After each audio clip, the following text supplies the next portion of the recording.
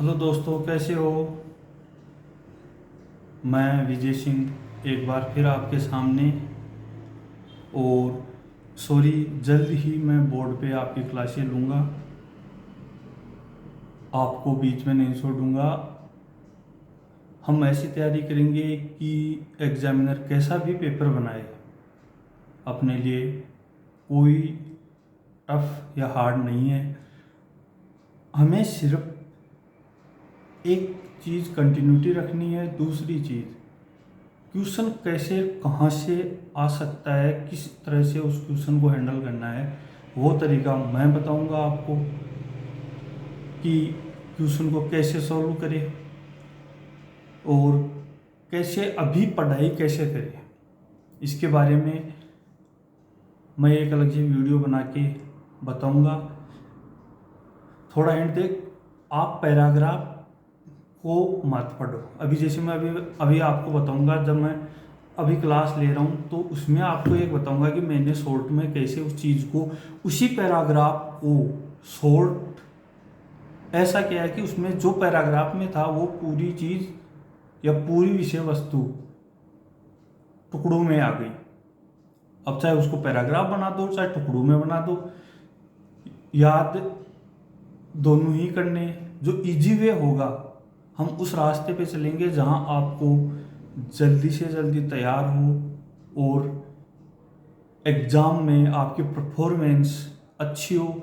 मेरा मकसद एग्ज़ाम में परफॉर्मेंस के साथ साथ आपके फ्यूचर में, मैं चाहता हूँ कि जो मैं पढ़ा रहा हूँ वो आपके फ्यूचर में भी काम में आए। तो चलो स्टार्ट करते हैं। हम पढ़ रहे थे हिस्ट्री, भारतीय इतिहास के कुछ विषय। फर्स्ट, हम पता है 3 पार्ट हैं, फर्स्ट सेकंड थर्ड।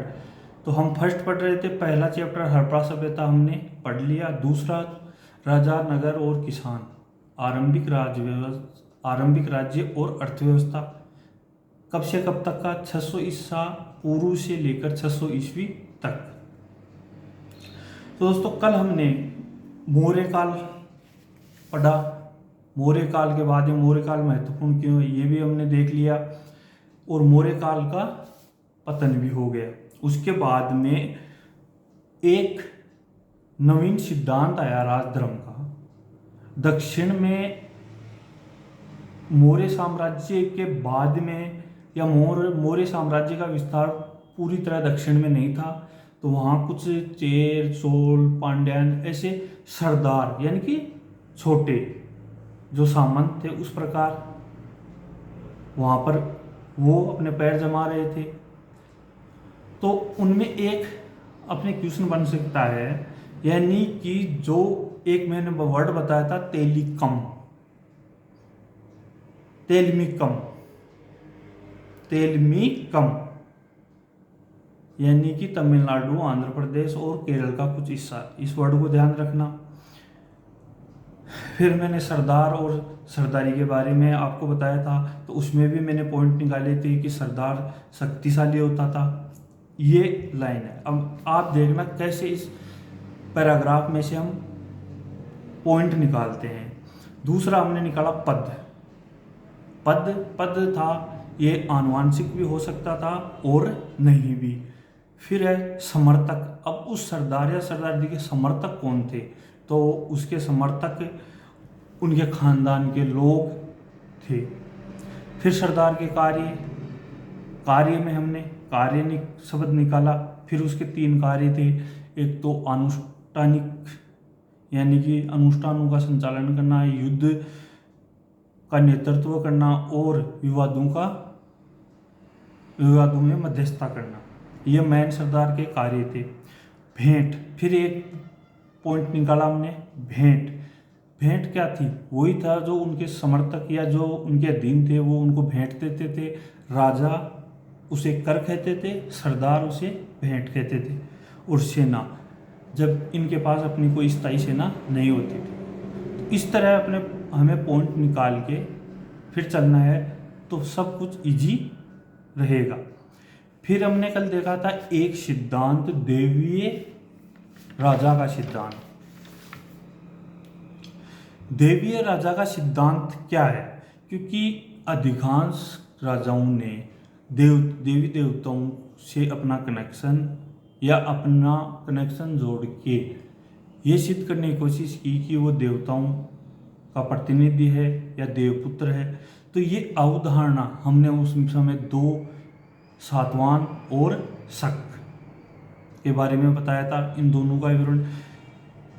फिर इनको ये मतलब जो राजा देवी है, देवताओं का प्रतिरूप है या राजपुत्र कहलाता है, तो ये प्रेरणा कहाँ से मिली? तो इनको ये प्रेरणा संभवतः चीन में चीनी शासक अपने आप को स्वर्ग पुत्र के नाम से वो पहचानते थे। तो अब हम और एक चीज और दोस्तों, इसके अंदर एनसीईआरटी के अंदर कोई भी पॉइंट नहीं दे रखा। सबसे बड़ी विडंबना की बात यह है कि पता नहीं कहाँ मौर्य काल चालू हो रहा है, किधर कुषाण आ रहे हैं, कहाँ शक आ रहे हैं, कहाँ सातवाहन आ रहे हैं, कहाँ गुप्त आ रहे हैं। यानी कि कुछ भी, यानी कोई ऐसा पॉइंट नहीं है जिससे हम समझ सकें कि ये किसके बारे में बोल रहा है। तो ये सबसे बड़ी कमी है इनमें कि पॉइंट, अभी जैसे मान लो कल हमने जहाँ छोड़ा था उससे आगे गुप्त काल प्रारंभ होता है, लेकिन वहाँ कोई हेडिंग नहीं है कि गुप्त काल है। हेडिंग हमें बनानी, आप मुझ पे छोड़ दो, सभी हेडिंग मैं बना के दूंगा, पॉइंट मैं निकाल के दूंगा आपको। तो चलो लेट्स गो। आज की स्टार्टिंग है गुप्त काल, यानी कि कल हमने कुषाण काल तक कुषाण के बारे में कुछ पढ़ा था, फिर धीरे धीरे गुप्त काल आ गया जो भारत का स्वर्ण काल कहलाता है।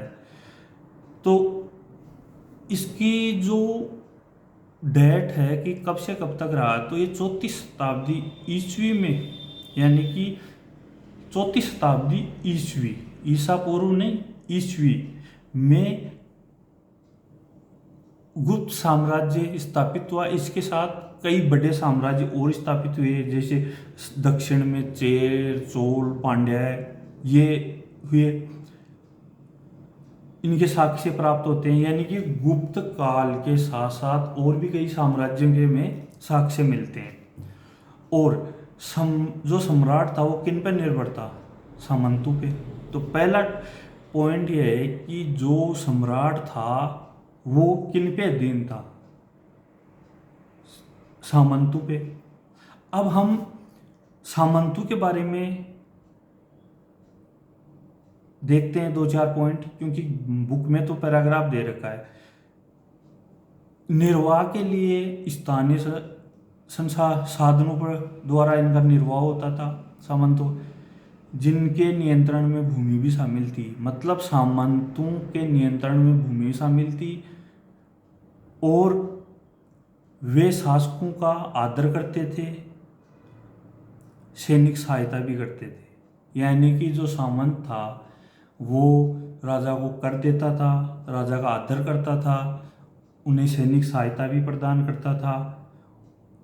और यहाँ पे देखना मोस्ट इम्पोर्टेंट, जो शक्तिशाली सामंत होता था, यानी कि जो वास्तव में शक्तिशाली सामंत होता था वो राजा भी बन सकता था। तो इस तरह गुप्त काल, या हम देखें कि 34 शताब्दी ईस्वी में एक चीज ये सामने निकल के आती है कि सामंत भी प्रबल थी। क्यों? सम्राट सामंत पर डिपेंड था। इसी उदाहरण को आप ऐसे समझे, अंग्रेजों के टाइम में जब भारत पर ब्रिटिश साम्राज्य स्थापित था, तो क्या ब्रिटिश साम्राज्य डायरेक्ट जनता से कर वसूल करता था? नहीं, वो वहाँ के राजा, सामंत, जागीरदार से कर वसूलता था। राजा, सामंत, जागीरदार जनता से कर वसूलते थे। यानी कि मध्य की कड़ी कौन था? राजा, अंग्रेजों और जनता के मध्य जागीरदार, सामंत या राजा था। तो उसी तरह गुप्त काल के दौरान सामंत व्यवस्था भी बढ़ गई, क्योंकि सम्राट था वो सामंतों पर निर्भर रहने लगा, क्योंकि सामंत ही उसको सैनिक सहायता, कर सब देते थे, क्योंकि भूमि पर जो नियंत्रण था वो किनका था, सामंतों का। और जो सामंत थे, शक्तिशाली सामंत थे, वो राजा भी बन जाते थे। अब एक चीज है जो बुक में पैराग्राफ दे रखा है, लेकिन हमें पैराग्राफ नहीं पढ़ना है, उसमें ऐसा विवरण नहीं है, डायरेक्टली मैंने निकाला है कि गुप्त काल के इतिहास की जानकारी के प्राप्त स्रोत। अब जैसे उधर हमने मौर्य काल के बारे में जानकारी के स्रोत पढ़े थे, तो उनमें मूर्तिकला थी, अभिलेख थे, और मेगस्थनीज की इंडिका बुक थी, कौटिल्य का अर्थशास्त्र था। तो इस प्रकार गुप्त काल के जानकारी के लिए हमें एक तो साहित्य मिलता है, जिसमें कालिदास का इनका साहित्य है, और सिक्के हैं जो स्वर्ण, इसमें सिक्के आ गए। और साहित्य की मतलब साहित्य ने सबसे ज़्यादा प्रगति गुप्त काल में की। और किस भाषा ने सबसे ज़्यादा मतलब यूज हुआ गुप्त काल में, वो थी संस्कृत भाषा। इससे पहले मौर्य काल को हमने देखा कि उसमें प्राकृत भाषा का ज़्यादा यूज हुआ था, और गुप्त काल में संस्कृत भाषा का ज़्यादा प्रयोग हुआ था। तो हम क्या डिफरेंस, जो टॉपिक सिमिलर आएंगे, हम मौर्य और गुप्त काल का डिफरेंस करते हुए चलेंगे, ताकि दोनों, उधर मौर्य काल भी आपका रिवाइज हो जाए और इधर गुप्त काल में, दोनों में कंपैरिजन हो जाए। तो पहला था साहित्य, दूसरा है सिक्के, तीसरा है अभिलेख, और एक इसमें बुक में नहीं दे रखा, लेकिन इसमें मंदिर यानी कि वास्तुकला के भी गुप्त काल में खूब प्रमाण मिले हैं। यानी कि जो मंदिर थे वो गुप्त काल में अधिक संख्या में बने थे, तो वो भी थे। अब एक है इलाहाबाद अभिलेख, यानी कि इलाहाबाद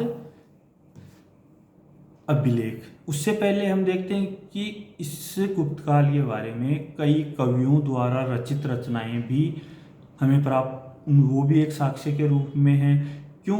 क्योंकि सीधी बात यह है कि राजा के दरबार में कवि रहते थे, तो वो अपने स्वामी के प्रशंसा में कविताएं लिखते थे, तो वो भी एक साक्ष्य के रूप में देखा जा सकता है। फिर है इतिहासकार हैं जो इन्हीं चीज़ों से उस काल के बारे में जानकारी प्राप्त करते। अब है वेरी इंपॉर्टेंट इलाहाबाद अभिलेख या इलाहाबाद स्तंभ लेख। मैन तो है इलाहाबाद स्तंभ लेख, लेकिन प्रसिद्ध किस नाम से है? प्रयाग प्रशस्ति। समझ में आया? मतलब फेमस है प्रयाग प्रशस्ति के नाम से, और वास्तव में है इलाहाबाद स्तंभ लेख। तो ये दोनों वर्ड हैं, ध्यान रखना एक के ही हैं, चाहे इलाहाबाद स्तंभ लेख बोल दो या फिर प्रयाग प्रशस्ति, लेकिन ज़्यादातर जो एग्जाम में आता है वो प्रयाग प्रशस्ति के बारे में आता है। तो अब देखते हैं कि प्रयाग प्रशस्ति के 2-4 पॉइंट हैं जो निकाले हैं। पहला पॉइंट है रचना। इसकी रचना या इस पे जो लिखा गया है वो किसके? तो इसमें है हरिसेन द्वारा प्रयाग प्रशस्ति रची गई। फिर है किस काल से संबंधित है? गुप्त काल से संबंधित है। और फिर है इसमें किस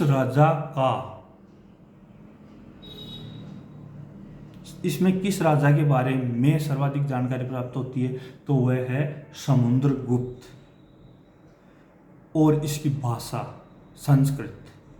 तो 2 चीज़ें आपको इसमें, 3 चीज़ें आपको मेनली याद रखनी है, इलाहाबाद स्तंभ या प्रयाग प्रशस्ति, रचयिता और किसके बारे में है और कौन सी भाषा में है। भाषा संस्कृत, समुद्रगुप्त के बारे में है और रचयिता हरिसेन। तो ये प्रयाग प्रशस्ति जो गुप्त काल, इलाहाबाद स्तंभ जो गुप्त काल का स्तंभ था। फिर एक अपने यहाँ किताब में, बुक में दे रखा है कि कुषाण काल की मूर्तियां या कुषाण राजाओं की मूर्तियां किस पत्थर से बनी हुई थी। वो था बलुआ पत्थर। क्योंकि एक चीज़ मैं आपसे पहले भी वीडियो में बोल रहा हूँ कि एनसीईआरटी में कुछ भी कहीं का कहीं रखती है। अब एक टीचर को उसको मैनेज करना है कि कहाँ जो बिखरा हुआ है उसको समेटना। तो ये पर्याप्त स्थिति के बारे में याद रखना, और पर्याप्त स्थिति के बारे में बढ़ चढ़कर समुद्रगुप्त की प्रशंसा की गई है। क्लियर दोस्तों। बाकी देखो पॉइंट मैं निकाल के दे रहा हूँ, एक तरीका मैं बता रहा हूँ। पढ़ना आपको है, कंटिन्यूटी आपको रखनी है एग्जाम तक। मैं आपको कैसे क्वेश्चन सोल्व करवाने हैं, कैसे पेपर को हैंडल करना है, कहाँ से क्या है, वो सब मैं मेरे पे छोड़ दो। नोट्स वगैरह सब कुछ आपको मेरे व्हाट्सएप पे जो ग्रुप बनेगा उस पर आपको सब कुछ प्रोवाइड करवा दिया जाएगा। आप उस चीज़ की टेंशन मत लो, बस आप साथ दो। हिस्ट्री में आप 100 जब सीबीएसई वाले 100 में से 100 ला सकते तो आरबीएसई वाले आप क्यों नहीं ला सकते? आप भी ला सकते। बस एक सही स्ट्रेटजी और एक सही मानसिकता और एक लाइन। क्योंकि सीबीएसई, सॉरी वीडियो लंबा हो जाएगा लेकिन ये आपको महत्वपूर्ण सूचना दे रहा हूँ, मैं भी पढ़ा रहा हूँ। तो सीबीएसई के यानी कि ज़्यादा बंदे सीबीएसई वाले कोचिंग लेते हैं। मेरे पास भी बहुत से कॉल और मैसेज आए हैं। तो आप भी उनके बराबर 100 में से 100 ला सकते हो, इतनी कैपेसिटी आप में है। आपके टीचर आपको बेस्ट से बेस्ट पढ़ा रहे हैं, गाइड मैं कर सकता हूं अगर आप चाहो तो।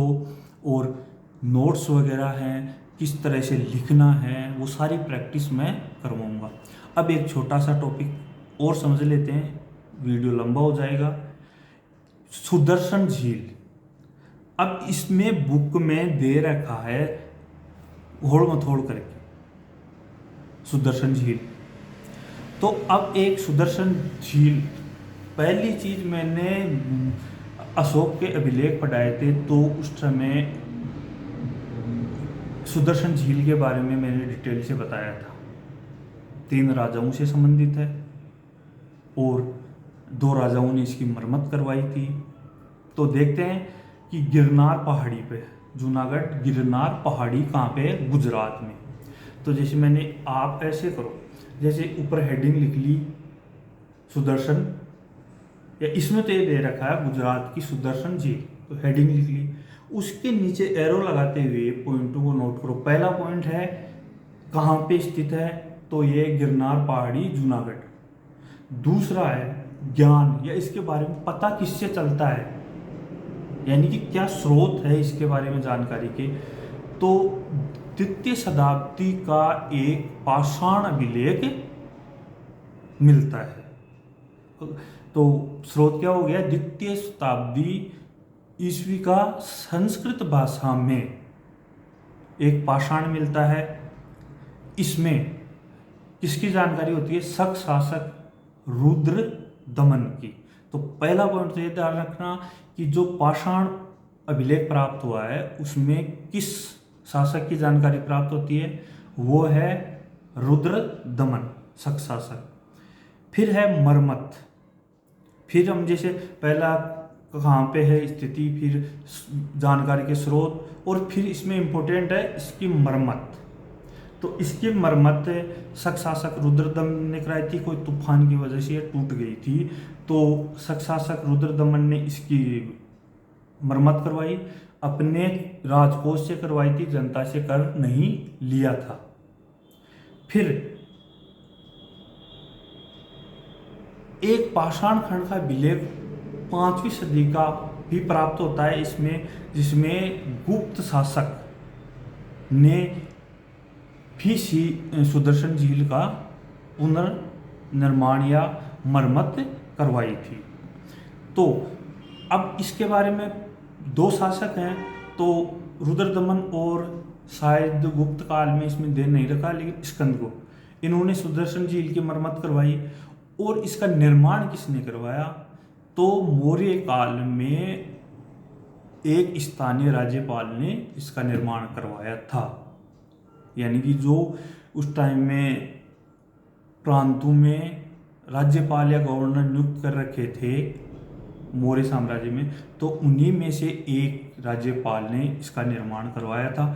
तो 5 पॉइंट हो गए: स्थिति, जानकारी के स्रोत, निर्माण, मरम्मत, और एक लास्ट में है पाषाण खंड पर गुप्त काल का अंकन है, जो हमें जानकारी प्राप्त कराता है गुप्त काल में भी इसकी मरम्मत हुई थी और शासक स्कंदगुप्त।